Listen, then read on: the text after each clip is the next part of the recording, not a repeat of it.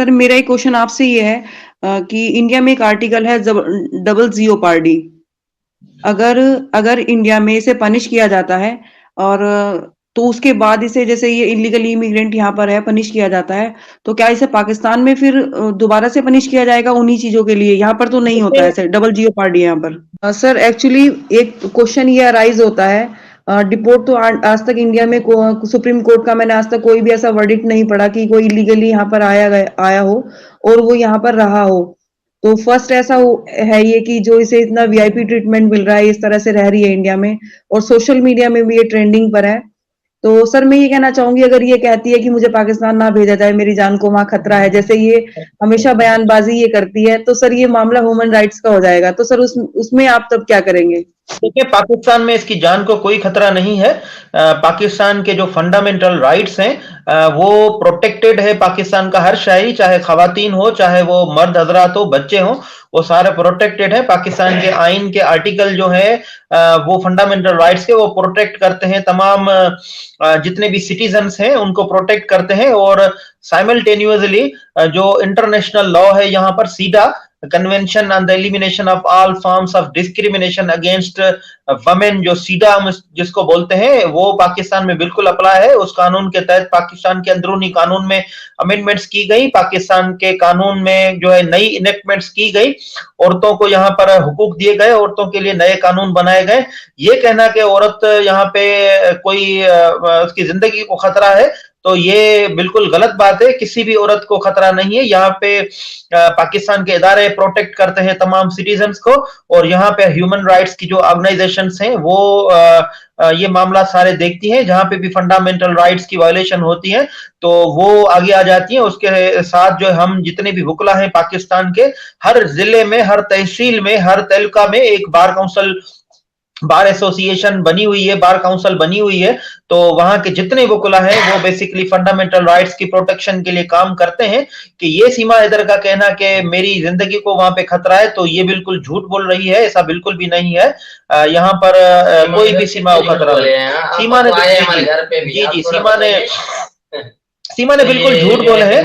जी हाँ बिल्कुल, ये जी बिल्कुल मैं हैदर की बात को सेकंड करूंगा। सीमा के बहुत सारे जो झूठ थे वो मैंने अपनी आंखों से देखे हैं कि वो बिल्कुल झूठ है। सीमा का पहला ये कहना कि ये क्रिमिनल लोग हैं और इनके गांव में बड़े क्रिमिनल्स रहते हैं। मैं वहां पर एक रात और 2 दिन बसर करके आया हूं, मुझे वहां पर कोई क्रिमिनल नजर नहीं आया है। सीमा कहती है कि वहां पे लोगों को, औरतों को बांधा जाता है, औरतों को पर तशद्दुद किया जाता है, जंजीरों में औरतों को बंद करके कैद रखा जाता है। ऐसी भी मुझे वहां कोई चीज नजर नहीं आई। वहां पे मुझे गुलाम हैदर के गांव में औरतें जो है खेतों में काम करती हुई नजर आई।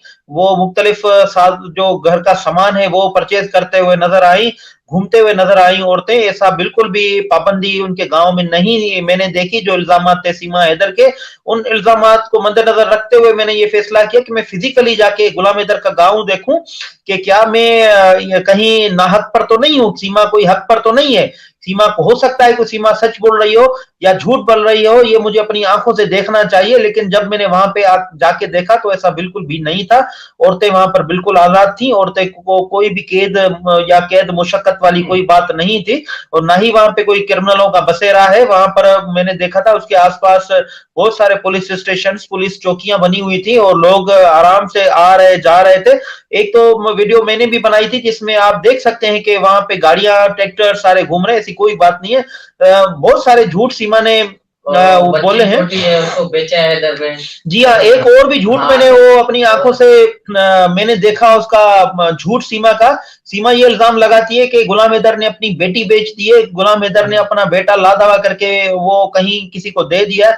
वो तो मैं अपनी आंखों से देख के आया हूँ कि वो गुलाम हैदर का जो बेटा है वो मुझे गले मिला, वो मुझसे मिला, वहां पे घूम रहा था सारा दिन। वो गुलाम हैदर के वालिद अमीर जान साहब के साथ था, और मैंने वहां से 5 से 6 लोगों से मैंने ये दरियाफ्त किया कि आया गुलाम हैदर की जो बेटी है यहाँ पर रहती है या नहीं रहती है। तो तमाम लोगों ने ये शाहिदी दी कि गुलाम हैदर की बेटी जो है वो यहाँ पर ही रहती है, क्योंकि कबायली सिस्टम है, लड़कियों को बाहर नहीं लेके जाया जाता है, क्योंकि वो पर्दे का सिस्टम होता है, और क्योंकि मैं उनके लिए गैर मुहर्रम हूं तो मैं उनके घर नहीं जा सकता हूं। मैं तो वहां से मैंने ये मुख्तलिफ जो लोग रहते हैं उनसे मैंने दरियाफ्त किया को, तो ये पता चला कि वो बेटी भी यहाँ पर रहती है, बच्चा भी यहाँ रहता है, उनकी सारी कफालत जो है ये गुलाम हैदर का वालिद और गुलाम हैदर ही करता है। तो ये भी सीमा हैदर का झूठ था कि बच्ची को बेच दिया है कहीं और बेटे को जो है उन्होंने लादावा करके किसी को दे दिया। झूठ पर झूठ उसने लड़की ने बोले हैं। ये बड़े मासूम लोग हैं गुलाम हैदर के वालिदैन और गुलाम हैदर के रहने वाले जो लोग हैं, ये तो मेहमान नवाज लोग, मोहब्बत देने वाले लोग, और बड़े ये हम्बल मुझे नजर आए वहां पर। ऐसी कोई भी चीज मुझमें उनमें मुझे नजर नहीं आई। सर मेरा यही क्वेश्चन था आपसे।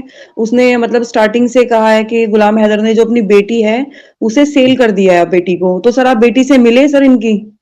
देखें, बेटी से मिल तो मैं नहीं सका, और मैं अगर मिलने का अगर वहां पर कहता तो ये वहां पर अच्छा नहीं समझा जाता, क्योंकि हम जो बलोच लोग हैं या हम जो सिंधी लोग हैं, उनके कुछ जो है कस्टम्स हैं, उनकी रीतें रस्में हैं।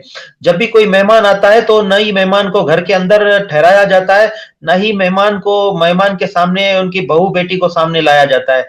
ये जो है ना, ये कस्टम्स के अगेंस्ट है हमारे। तो इस के बावजूद भी मैंने तस्दीक करने के लिए 5 से 6 जो लोग थे मुख्तलिफ कम्युनिटी के, उनसे मैंने ये दरियाफ्त किया कि ये कहा जाता है कि गुलाम हैदर की बेटी इस गांव में नहीं रहती है। तो उन्होंने इस बात की तस्दीक की कि सीमा हैदर, गुलाम हैदर की जो बेटी है इस गांव में ही रहती है, वो कफालत में है। गुलाम हैदर का जो वालिद है अमीर जान साहब, उनकी कफालत में है, और उनका जो बेटा है उसको तो मैंने अपनी आंखों से देखा। उसने मुझसे मुलाकात भी की बच्चे ने, और उसको सारा दिन जो है मैंने उसके अमीर हैदर जान साहब जो गुलाम हैदर के फादर है, अमीर जान साहब, उनके साथ मैंने देखा, और गुलाम हैदर से भी वो बच्चा बिल्कुल क्लोज है। तो ये बात कि बच्ची को बेचा गया तो ऐसा बिल्कुल भी नहीं है, बच्ची गांव में ही मौजूद है। सर मेरा आपसे एक लास्ट क्वेश्चन ये है कि सर जैसे अंजू पाकिस्तान से जाकर आई है, तो अंजू की फैमिली उसे एक्सेप्ट नहीं कर रही है, ना हस्बैंड ना बच्चे, इवन उसके पेरेंट्स भी उसे एक्सेप्ट नहीं कर रहे हैं अंजू को। तो सर अगर सीमा डिपोर्ट होती है तो हैदर भाई से मेरा क्वेश्चन है, आपसे भी क्वेश्चन है ये कि तो सर वो उसे अपनी अपनी वाइफ नहीं एक्सेप्ट करें, शायद अपने बच्चों की माँ समझकर उसे एक्सेप्ट करेंगे सर? देखिए, इसमें जो व्यू है वो गुलाम हैदर का अलग हो सकता है, मेरा इसमें व्यू थोड़ा मुख्तलिफ है। मैंने एक मरतबा गुलाम हैदर से पूछा भी था, गुलाम हैदर को समझाया भी था। मेरा जो व्यू है, गुलाम हैदर ने काफी मरतबा मेरे व्यू से इख्तलाफ नहीं किया है। मेरे व्यू की रेस्पेक्ट करते हुए गुलाम हैदर ने इस बात की हामी भी भरी है कि सीमा हैदर जो है बच्चों की माँ है।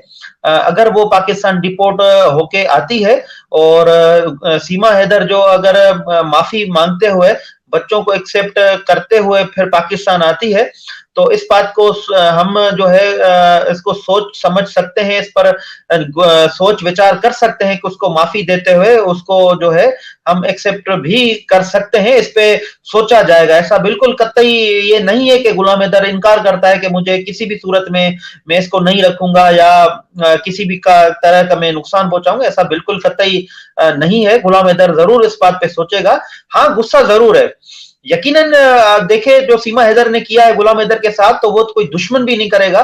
तो गुलाम हैदर को गुस्सा तो जरूर इस बात का होगा। गुलाम हैदर की जगह अगर मैं होऊंगा तो मैं भी यकीनन गुस्सा करूंगा, मुझे भी नफरत हो जाएगी।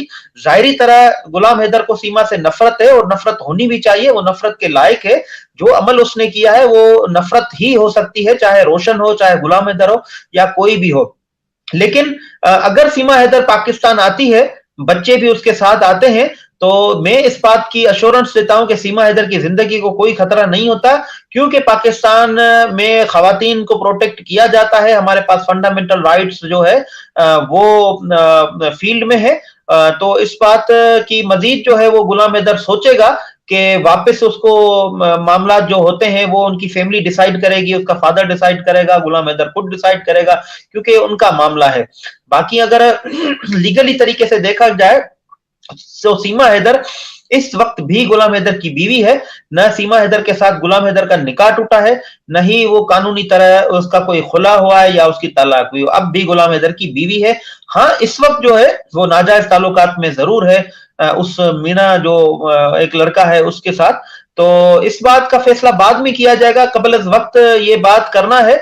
अगर आपने मेरा व्यू पूछा तो मैंने आपको ये व्यू बताया, लेकिन सबसे पहले जो हमारा जो टारगेट है वो बच्चे वापस लेना है, क्योंकि बच्चों की जिंदगी को भी खतरा है, बच्चों की इज्जत को भी खतरा है, बच्चों की तालीम को भी खतरा है, बच्चों की सेहत को भी खतरा है। ये मल्टीपल मामला हैं बच्चों के साथ। तो इसलिए हमारा जो इशू जो है वो सीमा फर्स्टली नहीं है, सीमा सेकेंडरी है। पहला जो हमारा इशू है वो बच्चों की तहवील में लेना ही हमारा पहली जो है वो बात है। तो पहले हम बच्चों की ही डिमांड करते हैं कि बच्चे हमें वापस मिले। तो सीमा हैदर का इशू बाद में आता है, सबसे पहले बच्चे हैं। डबल जेपर्डी जो है वो सिर्फ इंडिया के कानून में नहीं है, वो यूनिवर्सली एप्लीकेबल है, वो उस पर इंटरनेशनल लॉज भी बने हुए हैं। पाकिस्तान के कानून में भी डबल जेपर्डी है। पाकिस्तान के आइन का जो आर्टिकल है जिसको आप संविधान कहते हैं उसका आर्टिकल 13 है। पाकिस्तान के आइन का आर्टिकल 13 भी डबल जेपर्डी की मना करता है कि दूसरी सजा आप नहीं दे सकते, एक जुर्म की एक ही सजा मिल सकती है। इसी तरह जो है पाकिस्तान का जो क्रिमिनल प्रोसीजर कोड है उसका भी सेक्शन जो 403 है 403, वो भी यही बात करता है कि एक जुर्म की एक ही सजा मिल सकती है, दो सजा नहीं मिल सकती है। अब सीमा हैदर का जो हिंदुस्तान में जो जुर्म किया है वो है जो section 14 of foreign act. Section 14 of foreign act का सीमा हैदर ने हिंदुस्तान में जुर्म किया है, लेकिन पाकिस्तान में सीमा हैदर ने बहुत सारे जुर्म किए। गुलाम हैदर का जी सर 120 भी आईपीसी भी लगा इसके ऊपर। सर मेरा इस बीच में आपसे क्वेश्चन है सर, इंडिया में जो अडल्ट्री है, अडल्ट्री की कोई अडल्ट्री नहीं है अब इंडिया में। Joseph shine versus union of India में 2018 में ये खत्म कर दिया गया है, लेकिन आज पाकिस्तान में जो अडल्ट्री है आज भी वो एप्लीकेबल है। तो क्या सर उसे वहां पर अडल्ट्री के लिए पनिश किया जाएगा?